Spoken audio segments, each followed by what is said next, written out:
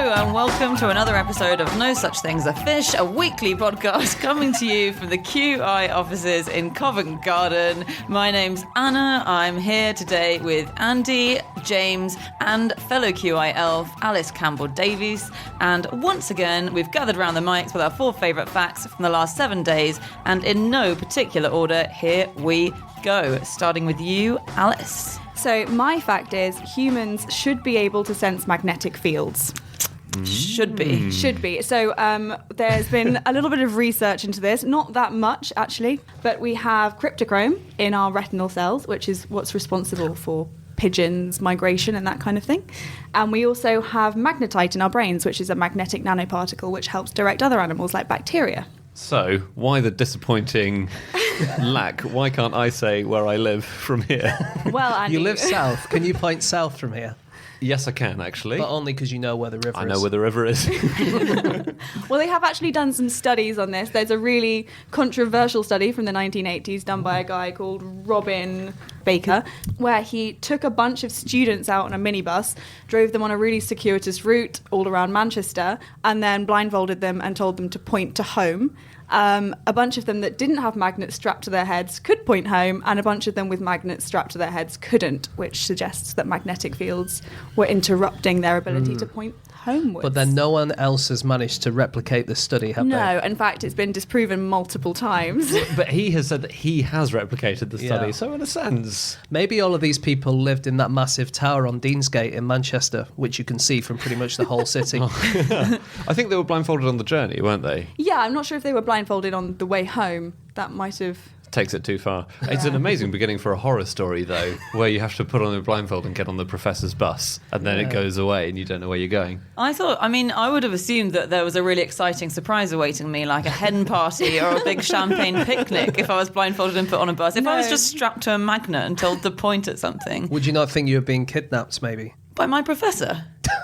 I don't know. I had perfectly But normal still, professors. What, normal professors who take you on hen parties? So there were two people who tried to replicate this called Max Westby and Karen Partridge, and they were at the University of Sheffield, and they were unable to do it, and they quite sniffily said maybe it depends which side of the Pennine Hills you're on, whether it works or That's not. an academic slam and a half. It is, but I think maybe people from Yorkshire just aren't as good. It's ironic, considering that a real partridge, probably would be able to sense which side of the Pennines it was on. That's irony for you. Right there. There are a lot of different kinds of Anna, and sometimes actually weak jokes can disqualify as irony. Irony being particularly appropriate because they use iron to sense where they're going. Now that's ironic. You've got to admit that, Anna. It's still not ironic. So some humans are magnetic, and they can literally pick things up. That are... I can literally pick things up. With my hands. I can't. That's why I always have to ask you to do it for me. Do you can mean you pour they that can- coffee into my mouth? Do you mean they can just hold their hand hovering over a magnet and the magnet will fly towards their hand? They are people who've had magnetic implants in their fingertips. Wouldn't that get very problematic though, opening a fridge or something? Yeah, Yeah. you'd just be stuck to the fridge the whole time. Absolutely. Well, Fortunately, you're by the fridge, so you're all right. so these implants are quite weak. You wouldn't actually stick to your fridge. But people are getting them, biohackers. And there's a lot of interviews with these people saying they really don't regret it. They think it's fantastic because you're finally able to pick up tiny metal objects and determine whether metals are ferrous, which is something that we've all always wanted to be able to do. Mm-hmm. And you can feel electric fields if you have one of these little implants. So if you go near a microwave, then your finger starts vibrating. I think I also can tell when I'm near a microwave. You have visual clues, don't you? It's true. It's only useful if you're worried about being near a microwave and you have hidden microwaves in this environment.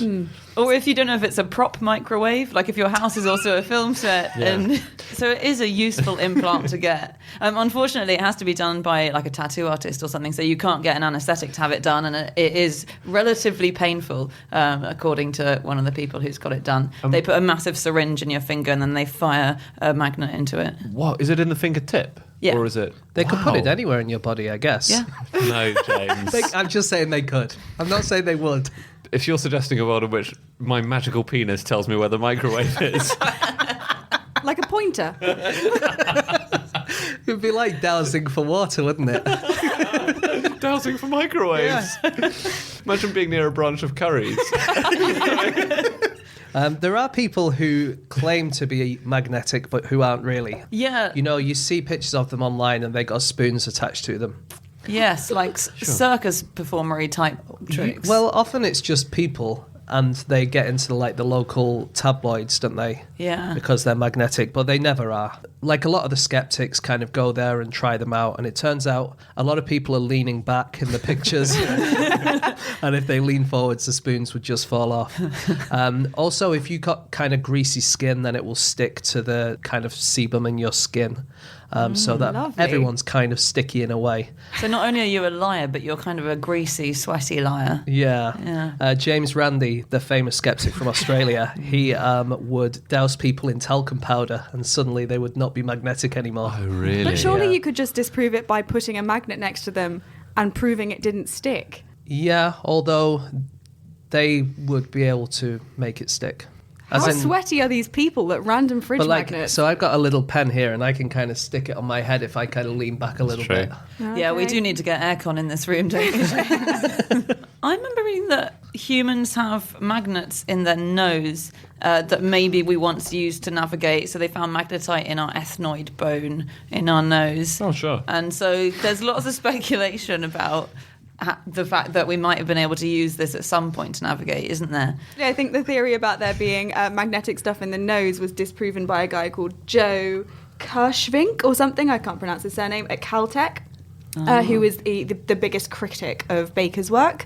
And he has just conducted an experiment last year where he set up a big Faraday cage in a Caltech basement to block out other magnetic waves of sorts and put people in it and then subjected them to magnetic fields from different directions. And he has actually shown that when you have magnetic waves coming from one direction, there is a massive change in your EEG spec, so your brain waves, so that it does show that there is something in your brain that is responding to the direction of magnetic fields you're exposed to, which is really interesting. Okay. Does it have any effect on, not your thoughts, but is it It's sort not of mind control, Andy. No, it's not mind control, but I'm just trying to work out how that could have been useful. I think in the past, Yeah. when we were maybe migrating over larger distances, it was something we could have relied on, but now we don't really need it. So maybe in the past we could sense magnetism. Perhaps, yeah. Well, also the cryptochromes we have in our eyes, because they're in our eyes, which is the same as with birds and other animals, suggests that at one point we did use it to see magnetic fields. Okay. And So- basically what we're saying is loads of animals can see magnetic fields and Yeah. can sense magnetic fields, but we just can't, right? Yeah. Maybe. Do you know which animal has some magnetite in its tongue? Snake. Cute little mollusk, isn't it? It is. It's a mollusk. Mollusks have magnetite-capped teeth. But when I say Okay. teeth, their tongue is made of teeth. They have- Radula. Radula, exactly. Yeah. So they can do that. And this is very cool. There are some bacteria which contain magnetite in them. And Baker, the scientist we're talking about, it's either him or another. It's either him or someone else. There is a theory that the very earliest bacteria were magnetic. But get this: some bacteria are aligned towards the North Pole, and some bacteria in the southern hemisphere are aligned towards the South Pole. Do you know what I found about bacteria, actually, looking this up, which I think is quite cool, is that one of the things is when bacteria multiply, then they split in half and they keep splitting in half. And when they're magnetic, that's really hard to do. And the reason is that normally the way they do that is by belt tightening. So literally, when a bacteria splits in half, it just Well, they tightens. spend a bit less money that month, or Yeah, absolutely. They just cut down until a bit of them starves to death and it falls off.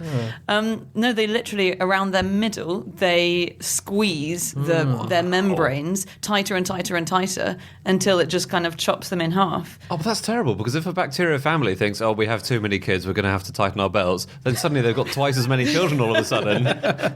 Another animal that has magnets in it very often. young children. Possibly. Also, cows. So cows, there's this problem that they don't actually chew their food. So what are they doing when they're doing that chewing thing that they do? I think they're Flirting. chewing their previous meal, aren't they? They're chewing a meal that they've regurgitated, I think. Yeah. So first time round, don't chew. And often there's little bits of barbed wire or metal or nails in the grass, and so they swallow them. They end up in their stomachs. They usually go to their second stomach, their reticulum, I think it is. And then that's really bad for them because it can poke through the stomach lining and damage them in various ways. And so you tend to have to feed a magnet to a cow. And so this is very common. A lot of farmers give their cows magnets when they've got what's called hardware disease, which is literally when they've swallowed a nail.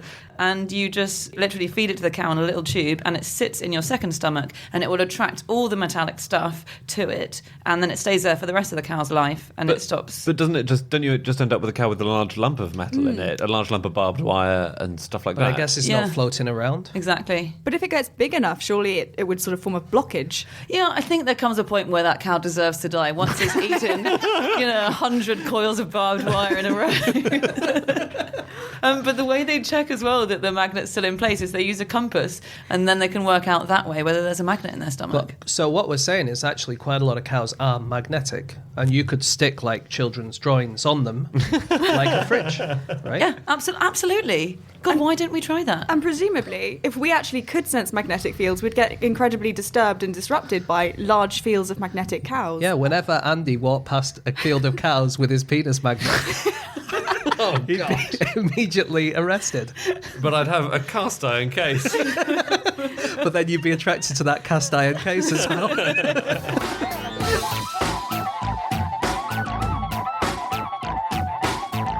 Now, on to fact number 2.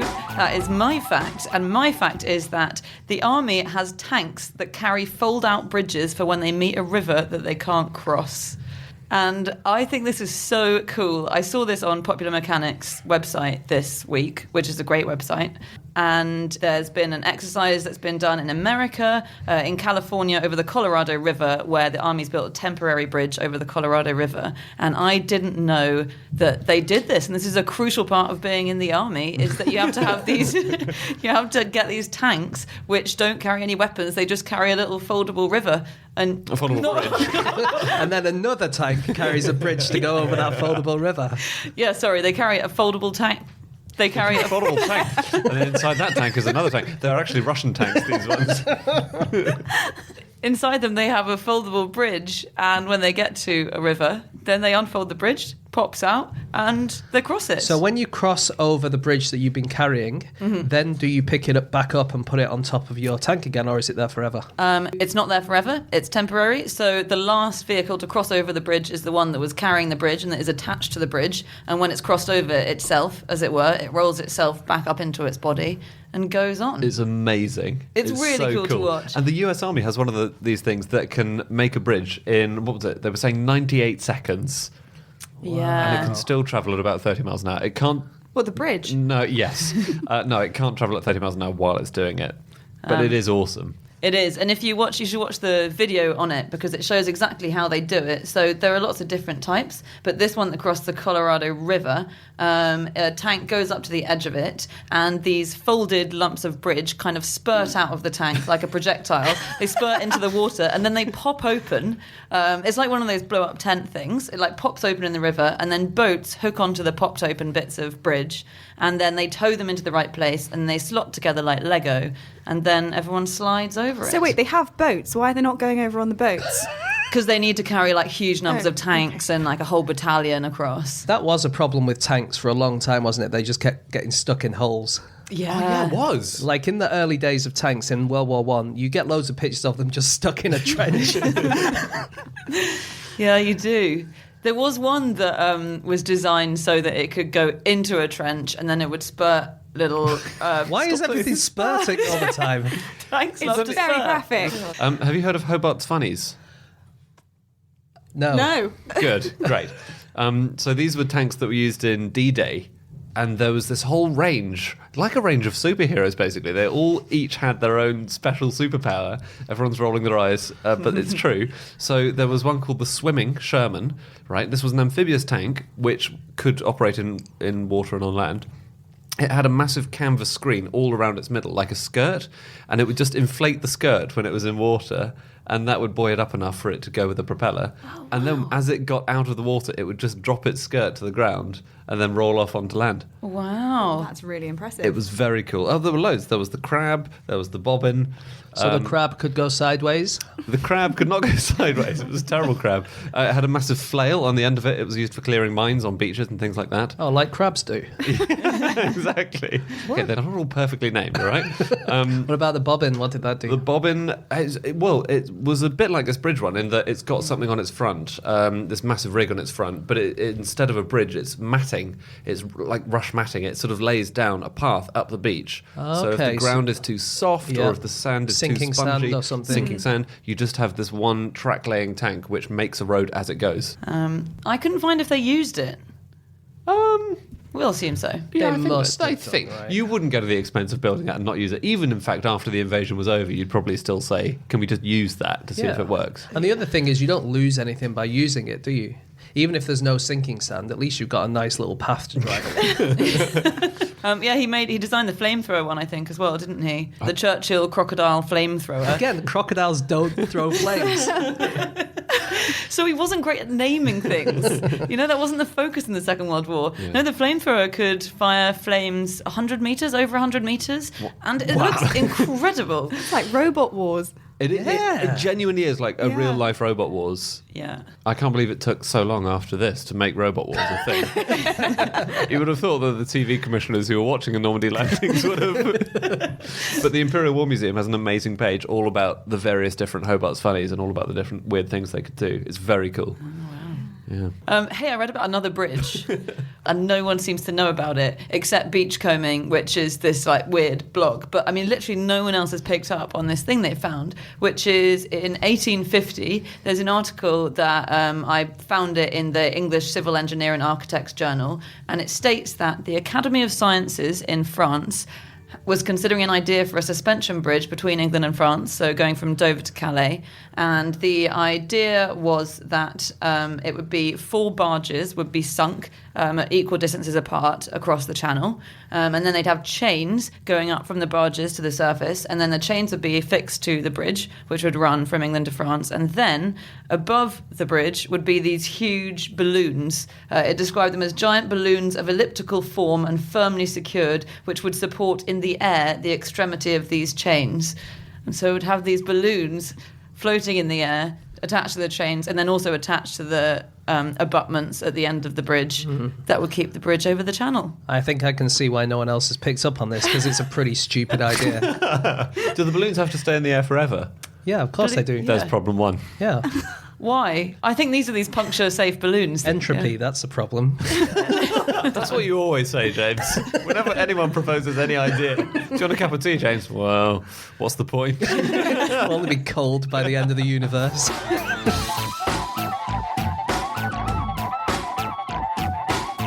Okay, moving on to fact number 3, and that is James's fact. Okay, my fact this week is that a new law in Oregon has banned a game called Big Engine. There is no evidence anyone has played Big Engine since the 1950s, and no living person appears to know the rules. Sorry, they have just banned this. Yeah, they banned it this year. Sorry, I didn't twig that. I just thought you were saying that there's this crazy old law that bans a game that we don't know about. This year they have banned This year. it. So this year they had a new gambling rule that came in, and they had a whole list of things you're not allowed to play, including things like Chinese Chuck-a-Luck and Wheel of Fortune, Chemin de Fer, don't know what that is, Panquinqui, Red Dog, AC Juicy, and one of them is this thing which is called Big Engine. And as far as we can see, no one has ever played this in the last 50 years.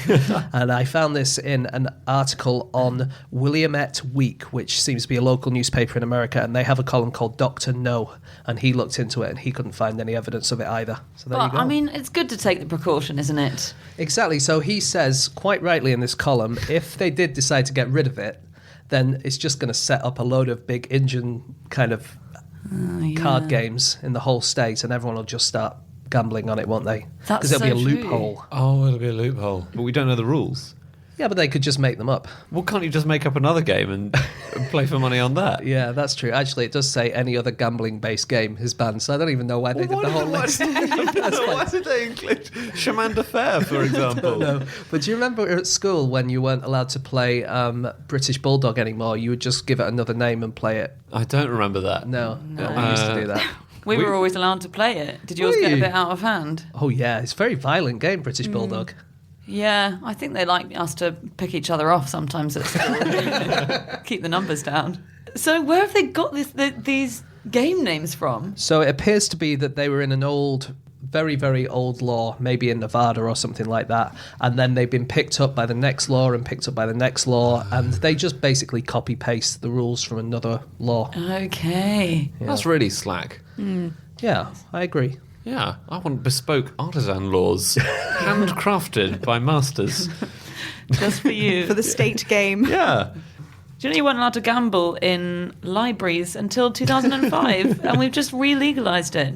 Are you really allowed to now? Yeah. We legalised gambling in libraries. We sure have. So What in do you do? 1890, Bet on like what book is going to go out next, or what?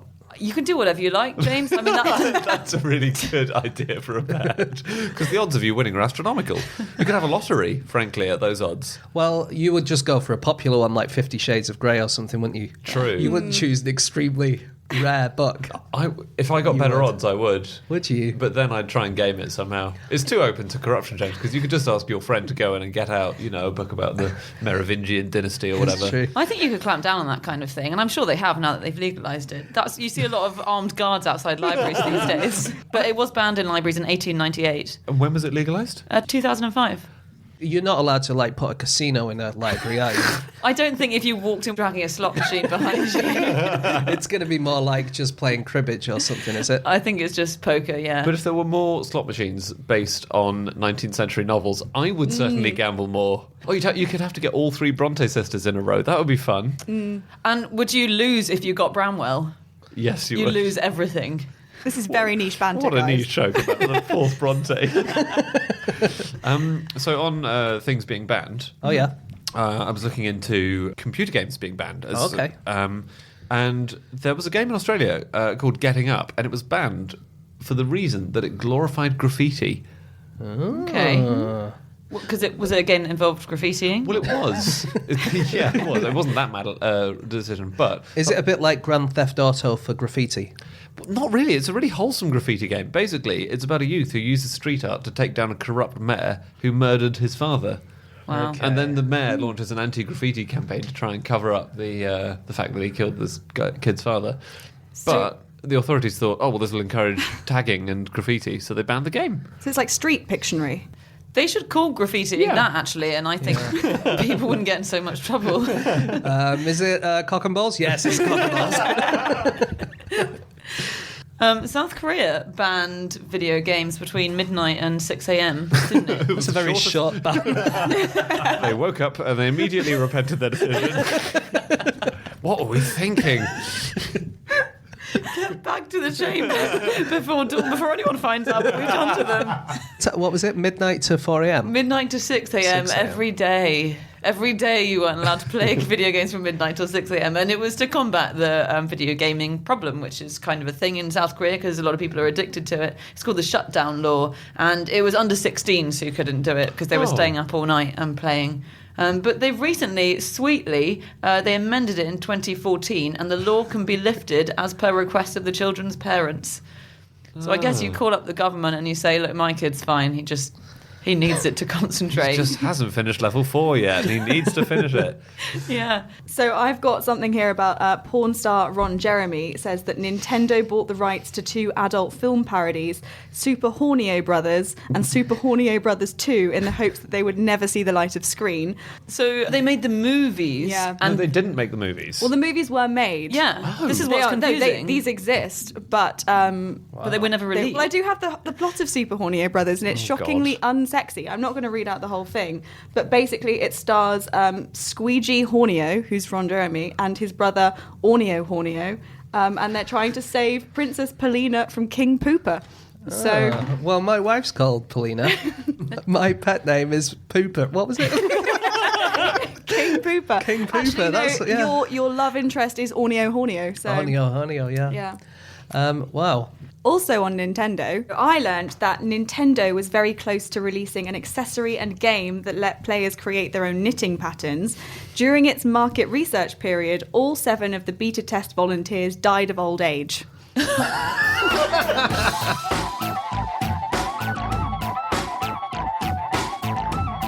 Okay, on to the final fact, and that is Andy's fact.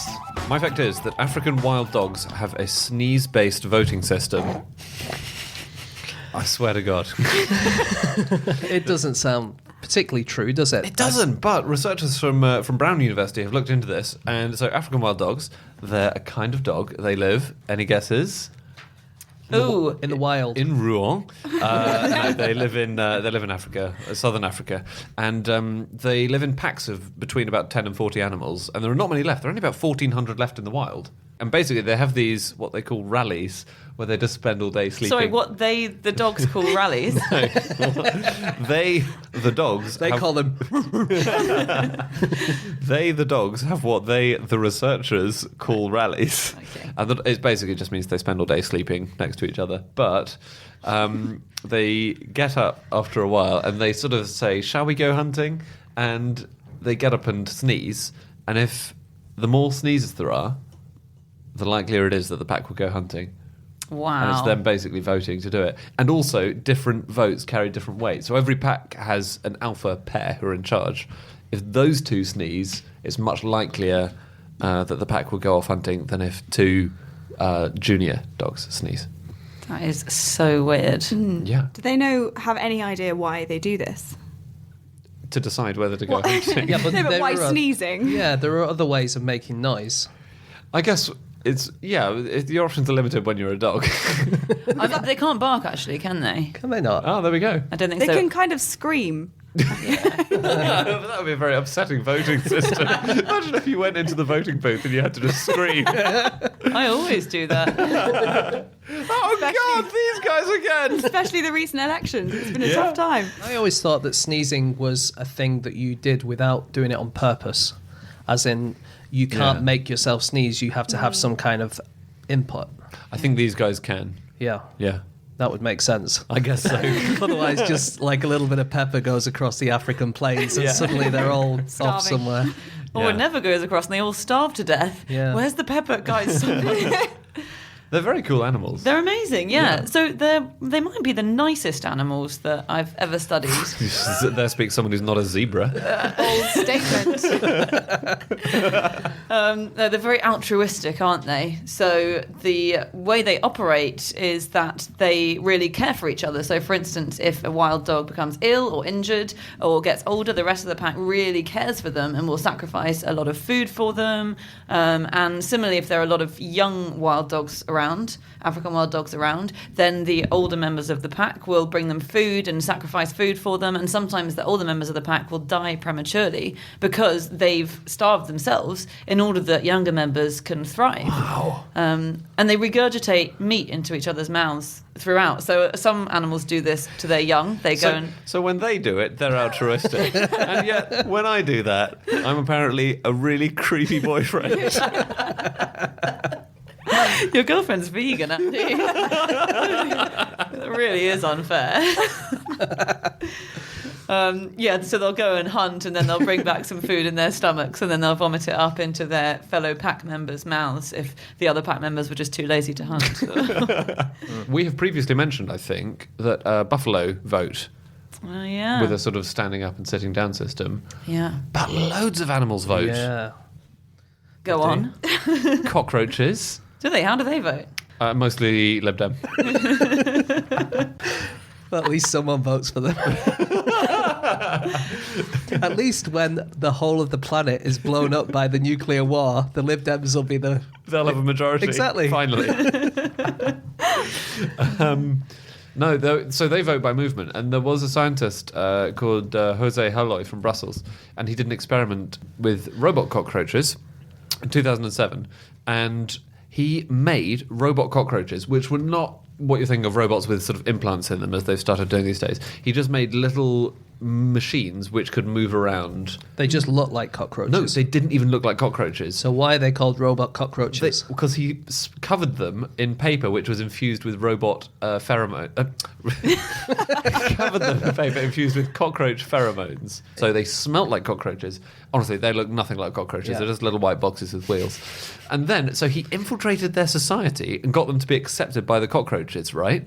And then he managed to screw the cockroach election by moving all his robot cockroaches to the wrong place where they were going to build their home, and they were all voting to build their home over here, even though the actual cockroaches had previously considered and rejected that site. I tell you what, if the Kremlin are listening to this...